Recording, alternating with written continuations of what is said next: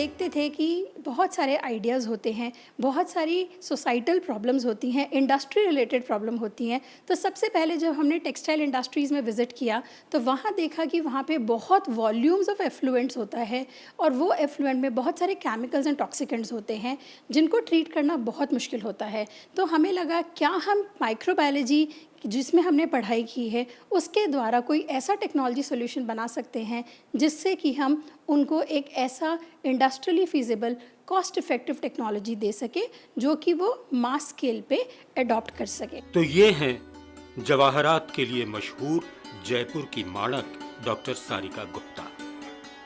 जो क्षेत्र इन्होंने चुना वो बेहद जरूरी है स्वच्छ और स्वस्थ जयपुर ही नहीं पूरे देश और प्रदेश के लिए जहां जहां रंगाई छपाई का काम होता है। गौरतलब है कि डॉक्टर सारिका एक प्रतिष्ठित भारतीय वैज्ञानिक, शिक्षक और उद्यमी हैं जो बायोटेक्नोलॉजी और माइक्रोबायोलॉजी के क्षेत्र में सक्रिय हैं। ये वनस्थली विद्यापीठ में सहायक प्रोफेसर हैं। इन्होंने कई महत्वपूर्ण अनुसंधान परियोजनाओं का नेतृत्व किया है। उनके नाम पर कई राष्ट्रीय पेटेंट और हाईली इफेक्टिव वैज्ञानिक प्रकाशन हैं। उन्होंने 29 सितंबर 2020 को जयपुर में डॉक्टर आशीष कुमार दुबे के साथ मिलकर ग्रीनाथॉन टेक्नोलॉजीज प्राइवेट लिमिटेड की स्थापना की। डॉक्टर आशीष कुमार दुबे अग्रवाल कॉलेज में बॉटनी विभाग के एचओडी हैं और शिक्षण और अनुसंधान का लंबा अनुभव रखते हैं। ये कंपनी बायोटेक्नोलॉजी और पर्यावरण विज्ञान नवाचारों पर केंद्रित है। बहुत सारे केमिकल टेक्नोलॉजी सॉल्यूशंस होते हैं जो कि हानिकारक होते हैं एनवायरनमेंट के लिए भी और टेक्नोलॉजीज़ के लिए भी, जो लोग वहाँ काम कर रहे हैं उनके लिए भी। तो हमने सोचा कि हम कुछ बायोलॉजिकल अप्रोच यूज़ करें जिससे कि हम केमिकल टेक्नोलॉजीज़ को रिप्लेस कर सकें। तो हमने 2 इनोवेटिव प्रोडक्ट्स बनाए हैं, जो कि पहला माइक्रोबायोजाइम जो कि टेक्सटाइल इंडस्ट्री के एफ्लुएंट को बायोलॉजिकल मैनर में ट्रीट करता है और पानी रिसाइकिल हो जाता है। दूसरा प्रोडक्ट है बायो डी इंक सॉल जिसमें कि हम पेपर को रिसाइकिल कर सकते हैं। तो ये दोनों ही प्रोडक्ट में माइक्रोब्स और एंजाइम काम आते हैं। हमने ये जो प्रोडक्ट्स बनाए हैं वो 8 साल की इंटेंसिव रिसर्च के बाद बनाए हैं और ये प्रोडक्ट हमारे दोनों के लिए हमको पेटेंट मिल गया है। सो ये जो स्टार्टअप है, जो स्टार्टअप सिस्टम है, उसमें हमको केंद्र सरकार से, राज्य सरकार से बहुत सारे अवार्ड्स और ग्रांट्स मिले हैं जिसके लिए हम आभार व्यक्त करते हैं सरकारी सहायता का और सहयोग का। जो भी हमको अवार्ड्स मिले हैं या रिकग्निशंस मिली हैं उससे हमने बहुत सारी इंडस्ट्रीज़ में इंडस्ट्रियल ट्रायल्स किए हैं और हमको सक्सेसफुल रिजल्ट्स मिले हैं। इस स्टार्टअप के तहत हमने 5 लोगों को रोज़गार दिया है और हम बहुत खुशी के साथ ये कह सकते हैं कि केमिकल टेक्नोलॉजीज़ का जो हानिकारक प्रभाव है उसको हम हटाकर बायोलॉजिकल मेथड को यूज़ करके सस्टेनेबिलिटी में कंट्रीब्यूट कर सकते हैं। दरअसल जयपुर के रंगाई छपाई उद्योग की अलग पहचान रही है। विशेष रूप से ब्लॉक प्रिंटिंग, बंधेज और बगरू प्रिंट सारी दुनिया में मशहूर हैं। ये उद्योग न केवल सांस्कृतिक धरोहर संजोए हुए है बल्कि हजारों परिवारों के लिए आजीविका का जरिया भी है। इन्हीं के साथ हैंडमेड कागज की भी इकाइयां हैं जहां कचरे से कागज बनाया जाता है, लेकिन इससे पर्यावरण पर गंभीर प्रभाव पड़ रहा है, विशेषकर जल और भूमि प्रदूषण के रूप में। रंगाई और छपाई की प्रक्रिया में भारी मात्रा में रासायनिक रंगों, ब्लीचिंग एजेंट्स, डिटर्जेंट और अम्लों का उपयोग होता है।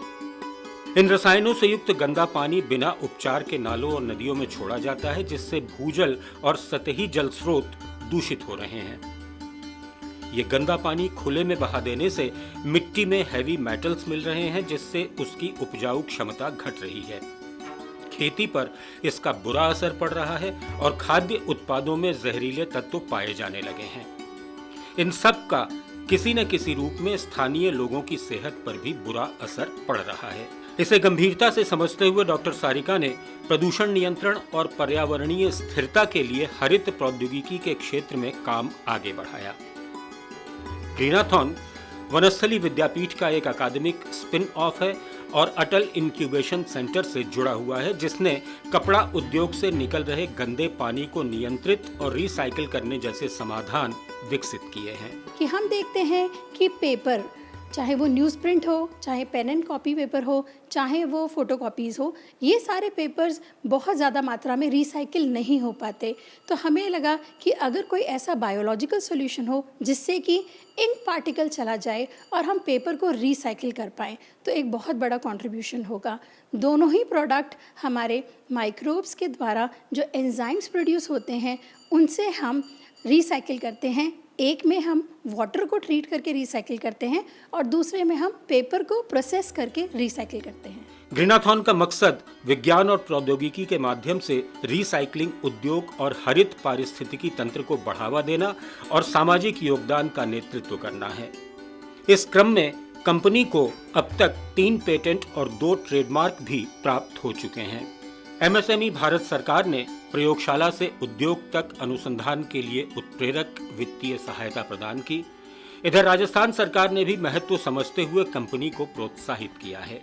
प्रेजेंट इनोवेशन के लिए हमको केंद्र सरकार से एमएसएमई मंत्रालय की तरफ से सपोर्ट मिला था, जो कि 15 लाख की राशि थी, जिससे हमने हमारे आइडिया को इंडस्ट्री लेवल पे एक लार्ज स्केल मैनर में ट्राई किया, डिप्लॉय किया। उसके बाद हमको राज्य सरकार के द्वारा राजस्थान स्टेट इनोवेशन अवार्ड मिला, जिसके तहत हमको 25 लाख की धनराशि मिली। डीएसटी से, निधि प्रयास गवर्नमेंट ऑफ इंडिया से भी हमको धनराशि मिली 10 लाख की। इस तरह से जोड़ के हमको 50 लाख के करीब राज्य सरकार और केंद्र सरकार से हमको सहायता मिली, अप्रॉक्सीमेटली 2.5 से 3 साल के बीच में, जिससे हमने लार्ज स्केल पे इंडस्ट्री में हमारे प्रोडक्ट को डिप्लॉय किया, सक्सेसफुली उसको वर्किंग और फंक्शनिंग देखा, थर्ड पार्टी वैलिडेशन किया और आज हम दोनों ही प्रोडक्ट के साथ मार्केट में इंडस्ट्री को केटर करने के लिए तैयार हैं। अभी तक जितनी भी हमको सहायता मिली है वो हमें सरकार से ग्रांट्स और अवार्ड्स के तौर पर मिली है। अभी तक हम इस प्रोजेक्ट में पिछले 7-8 साल से लगे हुए हैं। स्टार्टअप का हमने गठन सितंबर 2020 में किया था और अभी तक हमारे को 3 पेटेंट ग्रांटेड हैं, 2 ट्रेडमार्क रजिस्टर्ड हैं, बहुत सारे अवार्ड्स हैं जो कि हमको government of India, non government organization government of Rajasthan से हैं। और इस स्टार्टअप में जो भी हमने अचीव किया है, मैं बहुत गर्व के साथ कहना चाहती हूँ कि हमको मौका मिला कि हम प्रधानमंत्री नरेंद्र मोदी जी से मिल पाए और हमें मौका मिला हम चीफ मिनिस्टर भजन लाल शर्मा जी से मिल पाए। तो यह मौका हमारे लिए एक सपना सच होने जैसा है। अगर हम स्टार्टअप इकोसिस्टम से नहीं जुड़े होते तो शायद हमको यह अपॉर्चुनिटी नहीं मिल पाती। तो स्टार्टअप में एक से एक हाथ जोड़ के आगे बढ़ना है और हमें सक्सेस स्टोरीज बिल्ड करनी है। ग्रीनाथॉन पहली और इकलौती ऐसी कंपनी है जो माइक्रोबायोजाइम यानी हरित प्रौद्योगिकी औद्योगिक समाधान प्रस्तुत करती है। यही वजह है कि आज पूरे राजस्थान में एमएसएमई इकाइयां इनसे जुड़ती जा रही हैं। हालांकि वैज्ञानिक से उद्यमी बनना आसान नहीं था, बल्कि बहुत चुनौतीपूर्ण था। डॉक्टर सारिका बताती हैं, मेरा ये मानना है कि महिला होते हुए स्टार्टअप इकोसिस्टम में शुरुआत में कुछ परेशानियां आती हैं। लोगों को रिलायबिलिटी थोड़ा कम होता है, लगता है कि महिला होके घर की जिम्मेदारियां संभालते हुए क्या वह काम कर पाएंगे या नहीं कर पाएंगे। पर मुझे लगता है कि हमारा एक बहुत मल्टीटास्किंग बिहेवियर होने की वजह से हम बहुत सारी चीज़ों को मैनेज कर सकते हैं। बहुत सारी स्कीम्स सरकार की हैं जो कि विमेन लेड एंटरप्रेन्योर्स के लिए हैं, जो कि बहुत कारगर साबित होती हैं। तो मुझे लगता है कि हम नारी शक्ति के तौर पे हम नेशनल स्टार्टअप इकोसिस्टम को बहुत अच्छे से कंट्रीब्यूट कर सकते हैं। ग्रीनाथॉन ने राजस्थान के विभिन्न टेक्सटाइल हब जैसे जयपुर, बगरू, पाली, जोधपुर, बालोतरा, बीकानेर, भीलवाड़ा, यूपी के मिर्जापुर और हरियाणा के पानीपत, सोनीपत में 135 विभिन्न औद्योगिक इकाइयों में लगभग 350 पायलट परीक्षण किए हैं। इस दौरान 570 केएलडी टेक्सटाइल औद्योगिक अपशिष्ट का उपचार कर 80 से 90% तक पानी फिर उपयोग लायक बनाया गया है। अब कंपनी विस्तार की प्रक्रिया में है और गुजरात, तेलंगाना, महाराष्ट्र, उत्तर प्रदेश और पंजाब के कपड़ा केंद्रों को लक्षित कर रही है। अभी हम यहाँ पर माइक्रोबियल कल्चर के द्वारा टेक्सटाइल इंडस्ट्रियल एफ्लुएंट के ट्रीटमेंट के लिए टेक्नोलॉजी का डेवलपमेंट हुआ है, जिस टेक्नोलॉजी में हम बैक्टीरिया के द्वारा हम टेक्सटाइल के एफ्लुएंट में जो केमिकल्स, टॉक्सिकेंट्स और डाइज होती हैं, उनको ट्रीटमेंट करने के लिए सुचारू रूप से टेक्नोलॉजी मार्केट में डेवलप किया है और वो टेक्सटाइल इंडस्ट्रीज़ में अक्रॉस राजस्थान यूज़ हो रही है। अभी हमने यहाँ पर लैमिनार एयर फ्लो एक मशीन है जिसमें हम बैक्टीरिया को कल्चर करते हैं। कल्चर करने के बाद ट्रीटमेंट लगाने के बाद हम जो सैंपल्स एनालिसिस के लिए तैयार करते हैं उनको हमने तैयार किया है। उस प्रक्रिया में जो वाटर सैंपल्स हैं रॉ, यानी कि जिसमें कि केमिकल और टॉक्सिकेंट और डाइज़ की मात्रा बहुत ज़्यादा है, उनको हम लेते हैं। और दूसरा जो ट्रीटमेंट होने के बाद जो पानी हमको मिलता है, उन दोनों को ही सैंपल को हम प्रोसेसिंग के लिए लेके जाते हैं और बहुत सारे फिजियोकेमिकल पैरामीटर के द्वारा उनकी चेकिंग की जाती है, जैसे कि BOD, COD, TDS, TSS, colour, oil and grease. जब ये पैरामीटर्स चेक होते हैं तो उनको हम ministry of environment and forest की जो तय परमिसिबल लिमिट्स की जो मानक मात्रा है उनके तहत हम उनको एनालाइज करके हम उनको पता लगाते हैं। और हम आपके साथ यह शेयर करना चाहते हैं कि जो भी हमारा ट्रीटमेंट है वो बायोलॉजिकल है, नेचुरल है, बायोडिग्रेडेबल है, जिसमें कि बिजली की बचत होती है और हम कितना भी बैच ट्रीटमेंट एक बार में कर सकते हैं। अभी तक हम इस प्रोडक्ट माइक्रोबायोजाइम के द्वारा 350 इंडस्ट्रीज़ में अक्रॉस राजस्थान प्रोडक्ट हमारा ट्रायल्स लगा चुके हैं। ये इंस्ट्रूमेंट्स हैं जिनको हम इंक्यूबेटर्स बोलते हैं।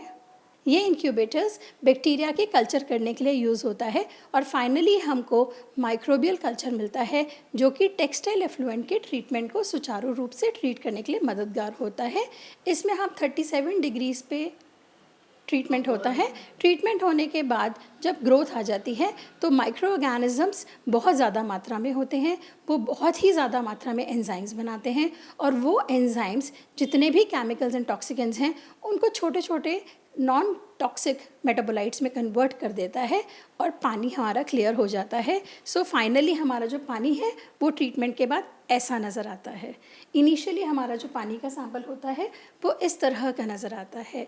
जो पानी ट्रीट होता है वह पानी वो इंडस्ट्री दोबारा से रीयूज़ कर सकती है, जो कि हम ज़ीरो वेस्ट मैनेजमेंट गोल को फोकस करते हैं through our sustainable development goals.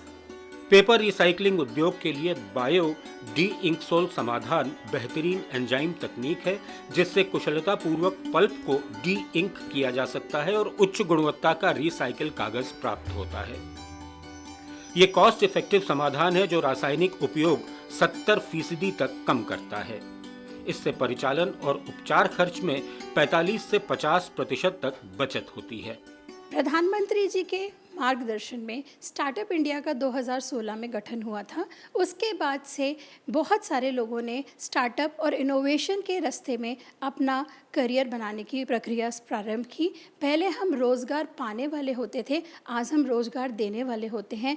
तो हमें लगता है कि हमें एक से एक हाथ जोड़कर आगे बढ़कर और स्टार्टअप इकोसिस्टम में कंट्रीब्यूट करना चाहिए। सरकार की मदद से हम बहुत आगे अपने इनोवेशन को, स्टार्टअप को लेके जा सकते हैं। अगर हम राजस्थान की बात करें तो राजस्थान में 90,000 MSME यूनिट्स हैं जो कि कपड़े, रंगाई और छपाई के उद्योग से जुड़े हुए हैं। सो इतनी बड़ी इंडस्ट्रीज़ हैं।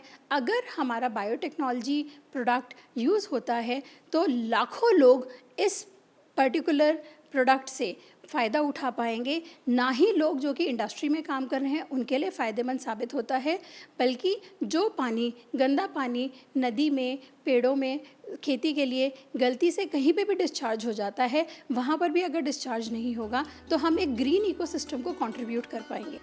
तो इस स्टार्टअप का मकसद है स्वस्थ और स्वच्छ कल के लिए हरित पारिस्थितिकी तंत्र के जरिए आगे बढ़ना। कंपनी समाज और मानवता की सेवा के लिए प्रतिबद्ध है।